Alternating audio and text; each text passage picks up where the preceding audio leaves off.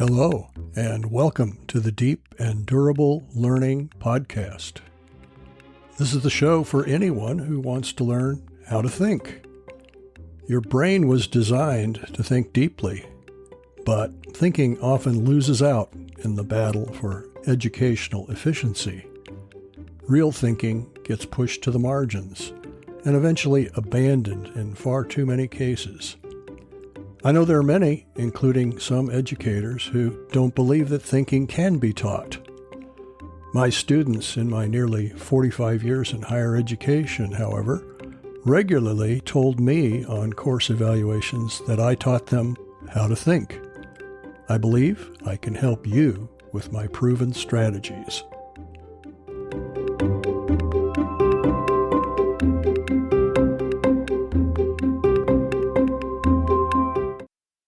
In the last two podcasts, I've emphasized our individual formation of the patterns that we call concepts. Concepts aren't the only patterns, however. Concepts are always linked to other concepts through an elaborate network of connections formed by recognizing even more patterns. The human brain has the ideal architecture to form detailed conceptual frameworks. Our brains have about 100 billion neurons, which is about the same as the number of stars estimated to be in the Milky Way. Each neuron, in turn, connects with other neurons through about 10,000 synapses. This means that the human brain has 10 to the 15th synaptic connections. That's 1,000 trillion synapses. The extraordinary power of connection making led Steve Jobs, the co-founder of Apple, to famously declare, quote, "Creativity is just connecting things."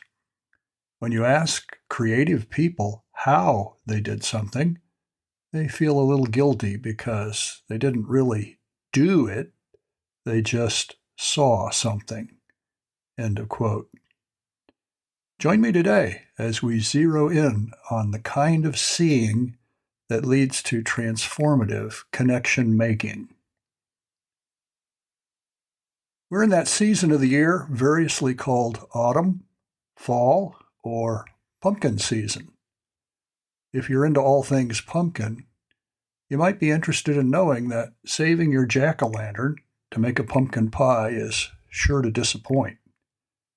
Perhaps you noticed when you cleaned out the seeds on the interior of your pumpkin how stringy and fibrous the flesh is.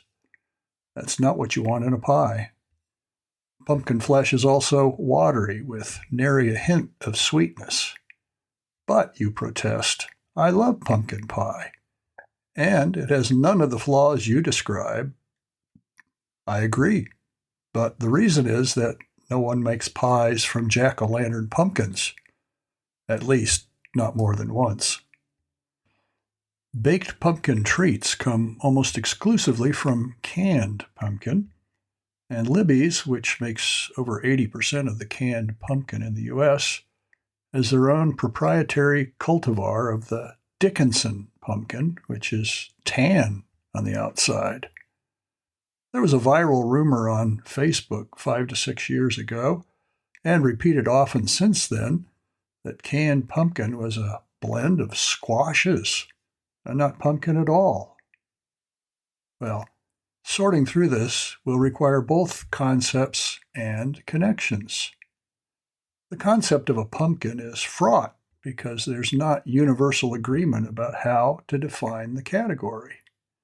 Your pattern that envisions orange spheres is not binding. In fact, you've probably increasingly noticed pumpkin-like items, some even white, showing up alongside orange traditional pumpkins. Not all these pretenders can be written off as gourds. Pumpkins are classified in the botanical genus Cucurbita. This genus contains a variety of fruits. Yes, pumpkins are fruits, including cantaloupe, cucumbers, and squash. Cucurbita, which sounds suspiciously like cucumbers, Cucurbita moschata, being a species, includes butternut squash, as well as the Dickinson pumpkin of canned pumpkin fame. Most botanists would put this kind of pumpkin in quotes, maintaining that only Cucurbita pepo, which includes standard field pumpkins, should be called pumpkins. Since 1957, the Food and Drug Administration has allowed squash with certain properties to be canned and labeled as pumpkin. Dickinson pumpkin might really be a squash, and the FDA would be okay with the pumpkin label on the can. Did you notice the need to branch out from the concept of a pumpkin to try to resolve this? Properties such as color and firmness of the flesh, lack of stringiness, sweetness, etc., need to be invoked. And these are all additional concepts. The pumpkin concept is not an encyclopedia entry containing everything there is to say about pumpkins. Our concepts recognize a minimal set of invariant attributes. We link them to other concepts to develop them in specific ways. When we link a concept with another concept, we specify the relationship between the two. Linked concepts form propositions. The linkage may indicate hierarchy. Fruit, for instance, is a higher level concept. That is, it's more inclusive than squash or pumpkin. There are many kinds of fruit. Our mental linkage may be simple. That is, any plant that's sweet is a fruit. But that won't withstand scrutiny. Sugarcane and sugar beets both contain lots of sugar, yet both are vegetables. The core concept of a fruit is a plant that produces a ripened ovary that contains seeds. An apple would be a good example of a ripened ovary. Ovary, ripening, and seeds are all concepts that link with and serve to specify the concept of a fruit. All true fruits meet these criteria. These commonalities link avocados and apples, strawberries and squash to the concept of fruit, regardless of how egregiously this violates our common sense categories. Precision in thinking, in fact, mandates that we do not settle for common sense categories. We must be open to questions that challenge our existing categories. The stronger the linkage between concepts, the more powerful the resulting proposition will be as a tool of thinking. And the most powerful propositions are those where the linkage involves causality. I call these propositions principles, and I'll set aside one of the remaining podcasts this season to explore them. I need to be clear that it is the process of forming and questioning propositions that makes them durable. We've been conditioned educationally to think of learning as collecting information for recall. Collecting propositions is not knowledge and does not require understanding. It is only through an intentional pursuit of patterns, both through concept formation and concept connection, that understanding is generated. The habit of mind that actively seeks connections often finds helpful analogies in unexpected places. The mind that says, "This is in some sense like that," demonstrates its cognitive health by leaving no stone unturned. There are more stones to turn when we have explorer's mind, as I've detailed in the early podcasts this season.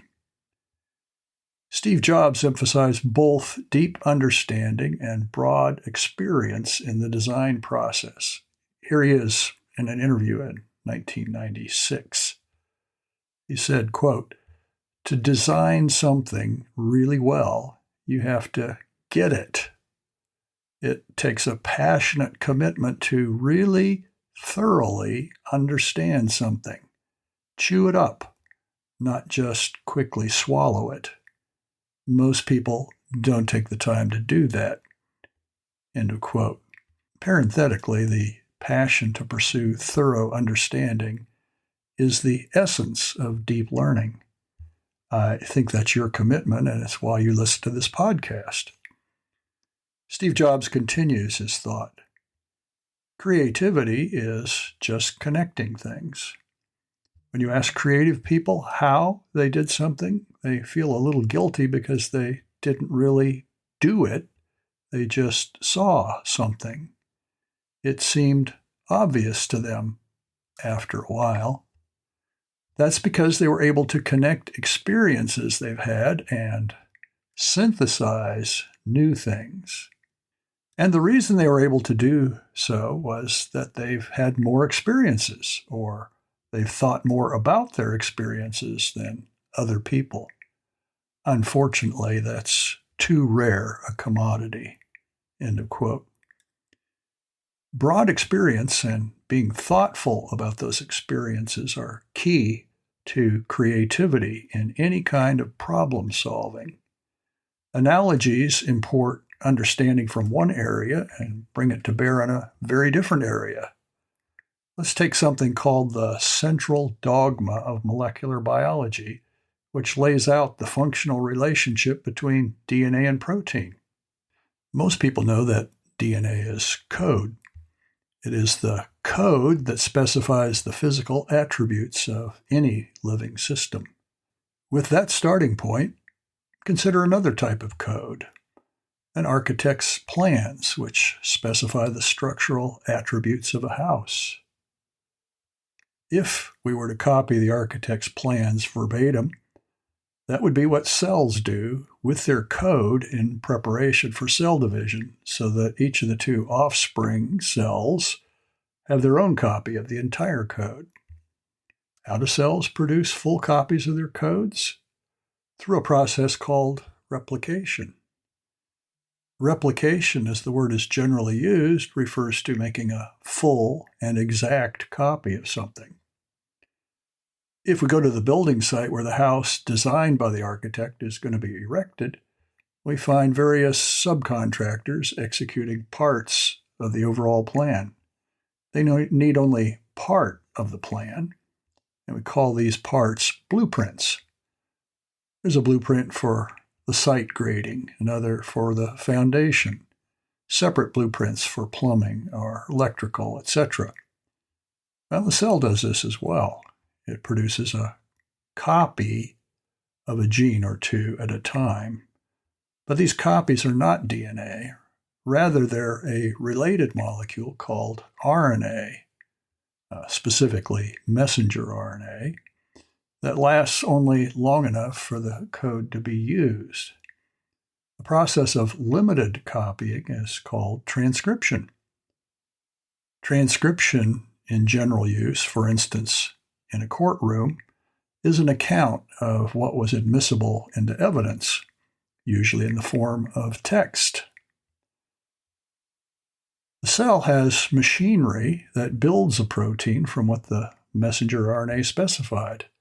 This process is called translation because proteins are constructed from different building blocks than RNA or DNA.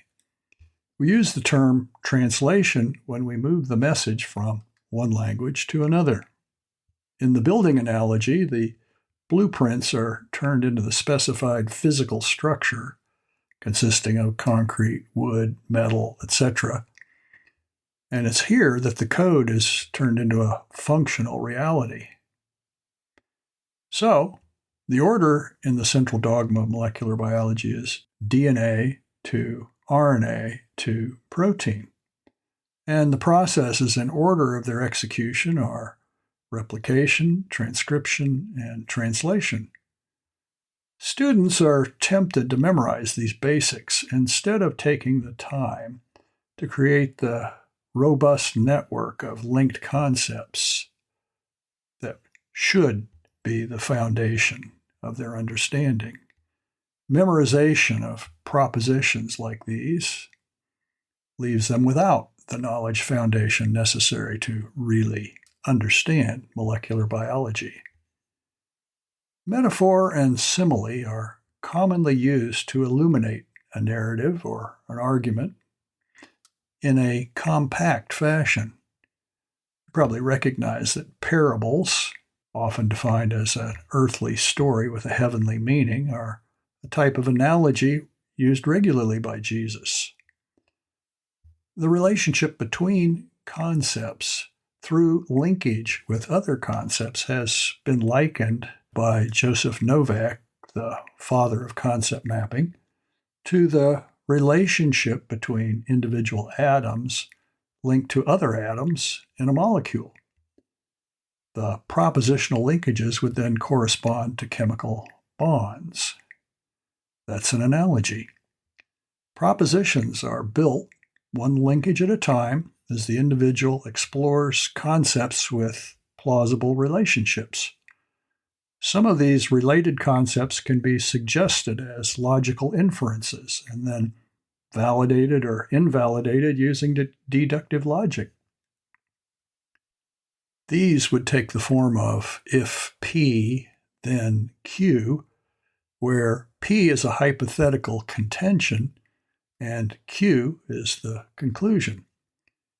In our earlier pumpkin example, this would look like if standard field pumpkin flesh, aka jack-o'-lantern pumpkin flesh, is the ingredient used in pumpkin pie, then you can harvest this flesh and use it to make a tasty pumpkin pie.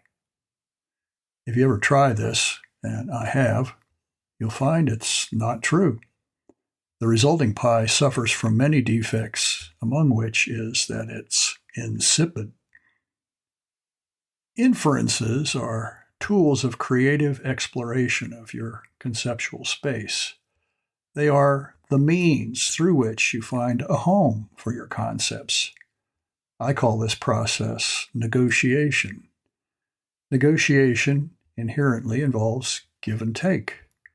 In conceptual negotiation, I explore whether a relationship exists between two concepts, and if so, what the nature of that relationship is.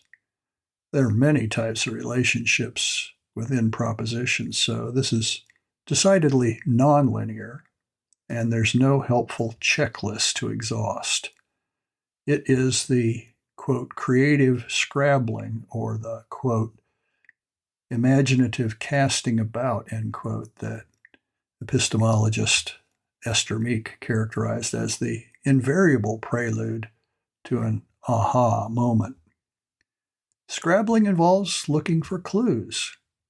Clues may be pointers, but clues may also be red herrings. Clues are often small things that may be nothing, but then again, they may enable the moment of insight. They may be decisive in cracking the case. One thing is certain, the more clues you collect and evaluate, the more likely you are to see the relationships that form powerful propositions. This is what Steve Jobs meant when he fingered creativity as due to having more experiences.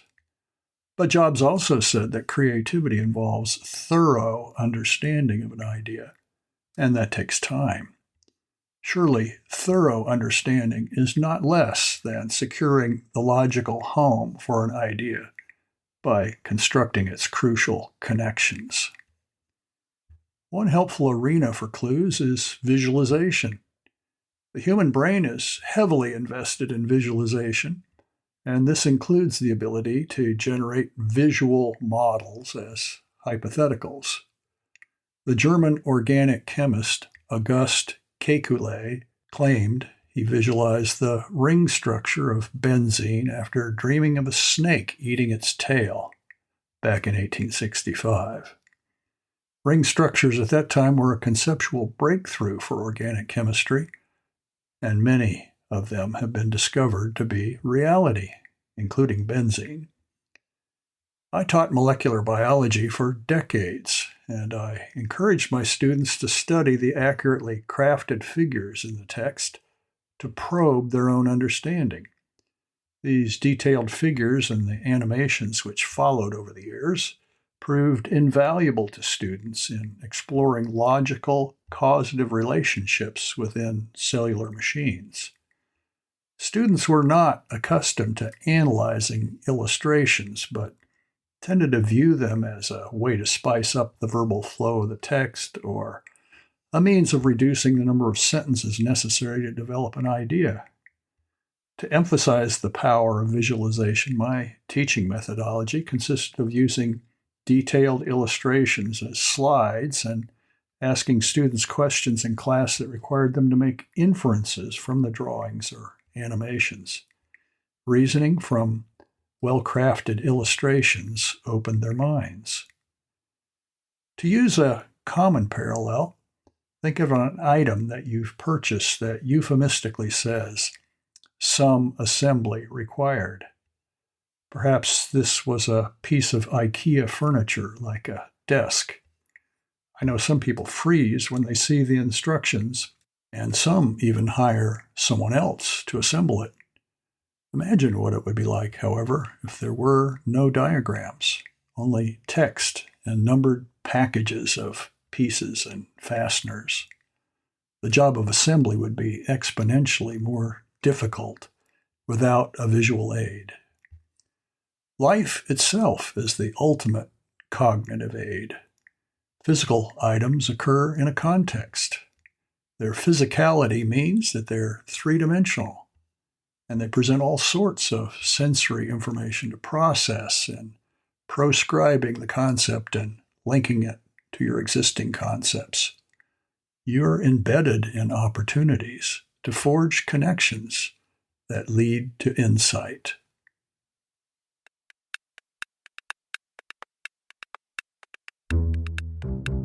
A transcript of today's podcast and additional links to sources are available at deepanddurable.com. This is podcast number 26, and there are also 26 blog posts that develop the ideas further and link you to additional sources.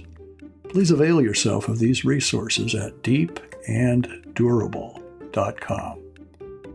This podcast season is rapidly drawing to a close.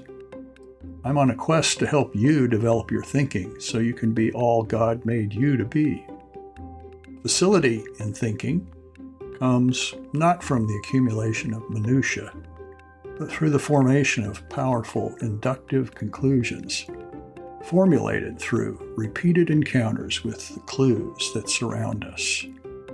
Join me in 2 weeks as we further explore the use of clues to operationalize inductive integration. Learn how to create big ideas that can change your life.